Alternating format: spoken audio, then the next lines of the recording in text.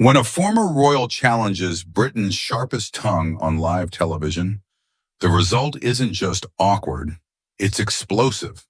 Tonight, witness how Meghan Markle pushed Graham Norton past his limit until he did something no one thought he'd ever do: kick her off his show. What began as playful banter quickly escalated into a brutal clash of egos and pride, proving that even Britain's most charming host has his breaking point when respect is thrown out the window. The iconic set of the Graham Norton Show gleamed under its purple and red studio lights. The cameras rolled as Graham spun around in his chair, flashing that trademark mischievous grin at his audience. Everyone knew they were in for a good night. After all, his guest was none other than Meghan Markle, a figure who had captivated, divided, and exhausted public opinion in equal measure. Graham adjusted his cufflinks theatrically before announcing, "Ladies and gentlemen, please welcome Meghan Markle." The audience erupted into polite, if hesitant, applause as Meghan emerged from backstage in a form-fitting green dress, her hair in perfect waves. Her heels clicked sharply on the stage floor, echoing through the silent parts of the studio. She flashed her rehearsed smile and raised her hand in a queenly wave that felt more ceremonial than warm.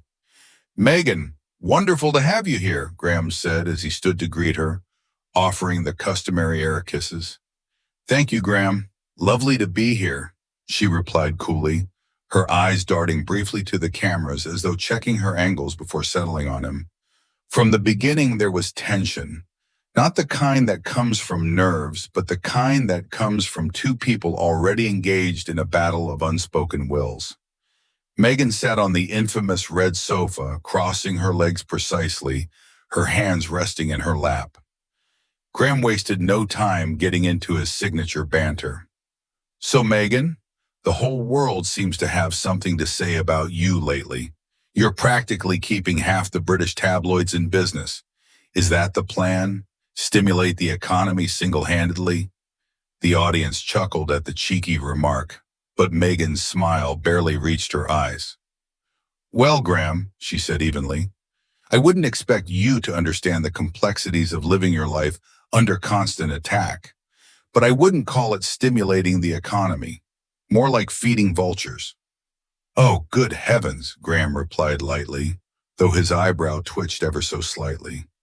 "Feeding vultures? Surely you've had your share of choice words too. Interviews, a book, a Netflix series. You've given them plenty to chew on." Meghan tilted her head with the faintest smirk. "I'm sorry, Graham. Is this your show or their show? Are you here to interview me or just regurgitate tabloid nonsense?" The audience's laughter this time was nervous, and Graham's grin tightened. But true to his form, he leaned back, clasping his hands over his knee. "Oh, I assure you, Meghan, these are my questions, though I admit they're probably what everyone watching at home is dying to hear." "Well," she said crisply, "perhaps you should think about asking better questions." And with that, the temperature in the room dropped noticeably. The subtle jabs gave way to open hostility as Meghan's composure slipped and Graham's patience began to fray. What started as clever banter now felt more like a duel in front of millions. You could feel the studio air tighten with every exchange, as Meghan's sharp tongue clashed with Graham's legendary wit. But even Britain's favorite host can only take so much. Graham took a sip from his water glass, his eyes narrowing just slightly as he set it down. "So, Meghan," he said smoothly, "you've always championed honesty and openness. Let's be honest then. Do you ever regret leaving the royal family? Or is everything just exactly as you planned it?" Meghan's lips tightened before she responded. "Regret? No. I regret trusting people who didn't deserve it. But leaving? Absolutely not." Graham leaned forward, resting his elbow on his knee. "You say that quite convincingly, though some might say you've made a career out of walking away from obligations." The audience gasped softly at the bluntness of the question, and Meghan's head jerked toward him, her smile gone. "Excuse me? Is this how you treat all your guests, Graham? Or is this just for me? Oh no, he said, letting his trademark smirk return. Just the special ones. Meghan laughed, but there was no warmth in it. Well, I suppose you have to provoke someone to make good television. Is that what you're doing here? Because it feels more like bad therapy. The audience tittered at her comeback, but the laughter quickly died as Meghan turned more cutting. You know, Graham, for someone who thrives off other people's stories, you're surprisingly bad at listening to them. Graham's eyes flashed with something sharper now. Oh, I listen just fine, Meghan. I just happen to know when a story is a performance instead of reality. That clearly struck a nerve. Meghan sat up straighter, her tone hardening. Performance? Are you implying that my life is some kind of act? Well, Graham replied lightly, you are an actress. The crowd erupted into a mix of gasps and nervous laughter.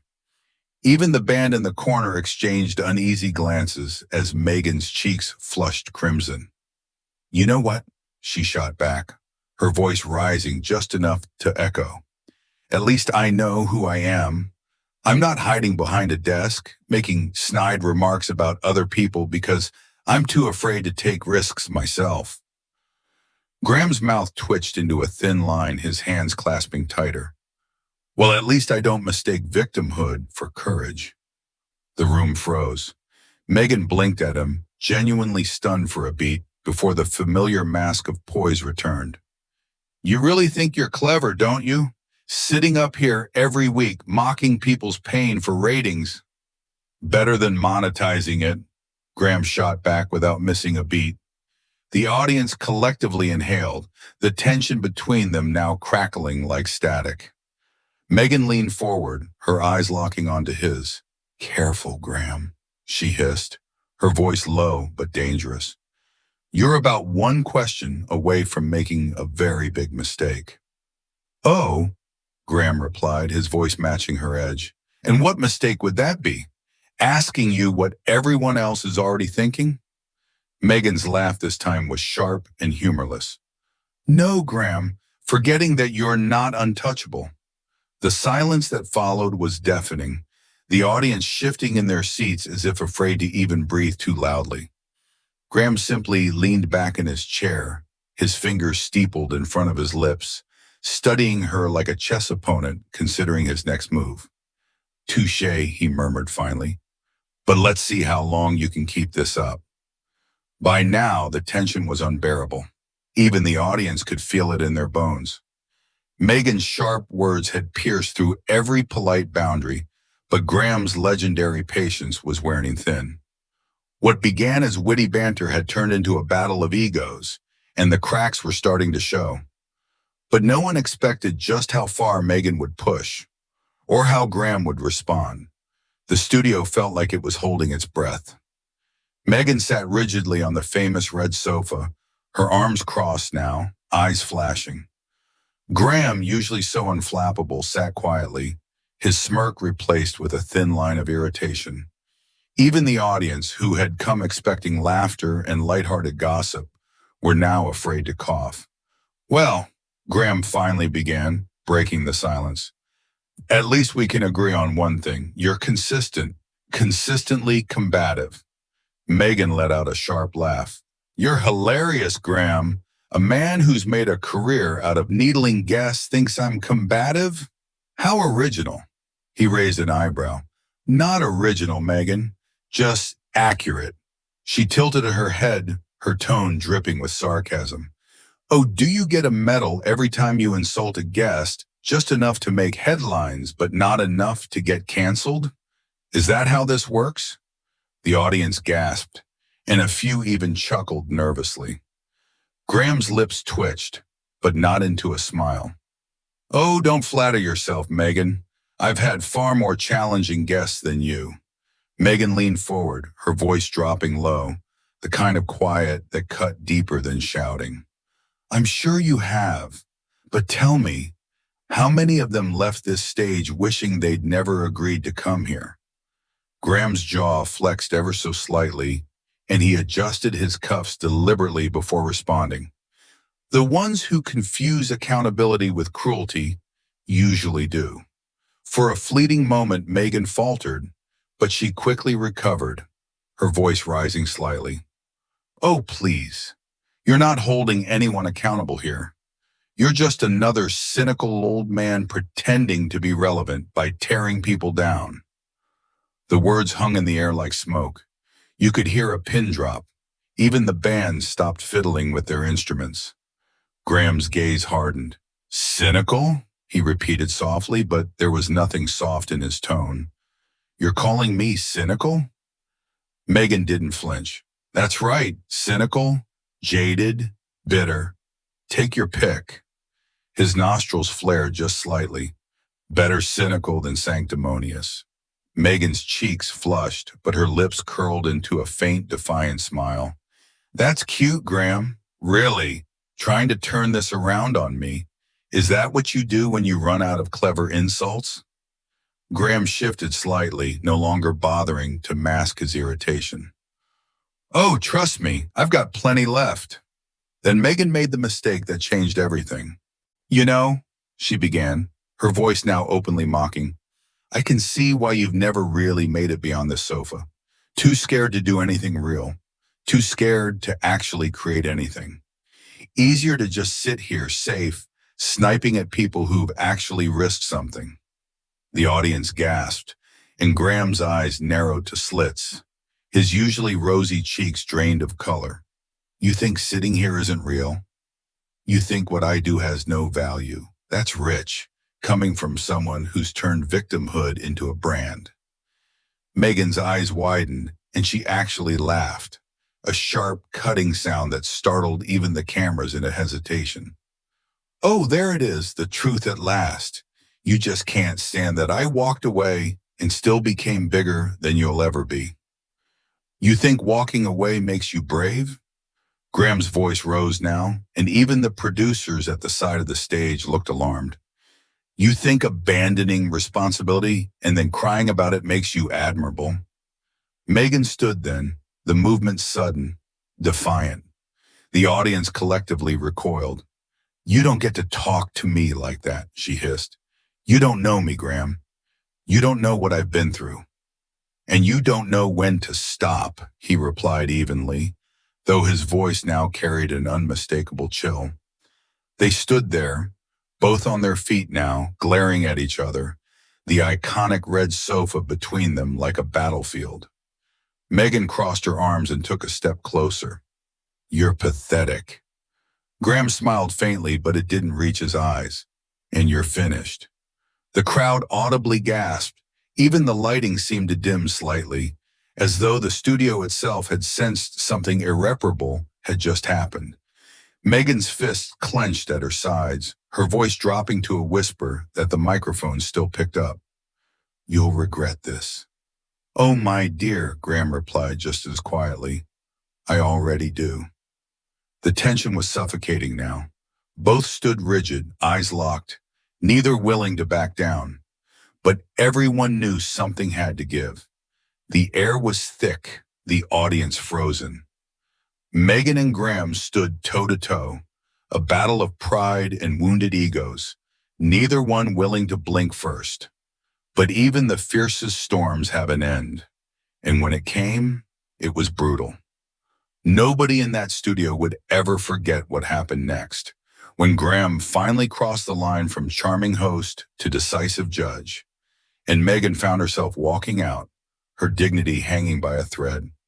The silence stretched on for what felt like an eternity. Meghan's arms stayed crossed, her gaze unwavering, though her breathing was now sharp and audible. Graham's hands rested on the back of the red sofa, his knuckles white, his jaw locked. From the audience, someone coughed nervously. Another whispered, "Oh my God," under their breath.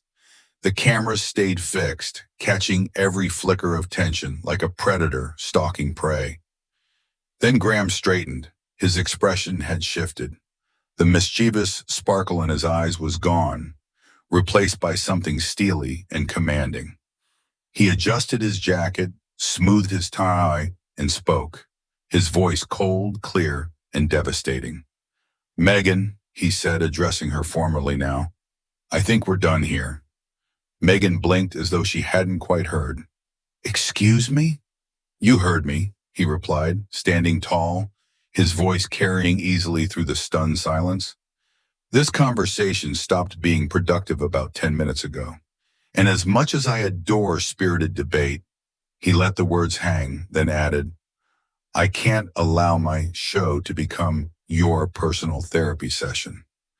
Gasps from the audience. Meghan's lips parted, and for the first time all night, she seemed genuinely caught off guard. You're kicking me off your show, she said finally, her voice rising an octave, incredulous. Graham's mouth quirked upward at one corner, but there was no warmth in it. Let's call it bringing the curtain down early, for the sake of everyone here. The producers at the side of the stage exchanged frantic glances, but no one moved. Meghan's hands dropped to her sides, then curled into fists. You don't get to dismiss me like some, she began, her voice trembling now. Some forgettable guest. But Graham cut her off with a single raised hand. Oh, my dear, I'm not dismissing you because you're forgettable. I'm dismissing you because you're unforgettable. For all the wrong reasons. The audience audibly gasped, some covering their mouths, others whispering to each other. A few even clapped, though quickly stopped themselves. Meghan stood frozen, her eyes glassy now, but still blazing with fury. You'll regret this, she whispered. You think you can humiliate me? You think this makes you look strong? Graham's smile sharpened into something like a dagger. No, Meghan, this isn't about looking strong. This is about reminding you and everyone else watching that respect is not optional here, and you left yours at the door. That did it? Meghan's lips pressed into a thin line. Without another word, she grabbed her clutch from the sofa, stood tall, and spun on her heel toward the exit. The audience didn't dare breathe as she strode to the edge of the stage. The cameras followed her, catching every deliberate step. As she reached the studio doors, she paused, just once, and glanced back at Graham. Her expression was unreadable. Some twisted mix of defiance, anger, and perhaps a hint of regret. And then she was gone. The doors closed behind her with a faint click. The sound echoed in the silent studio like a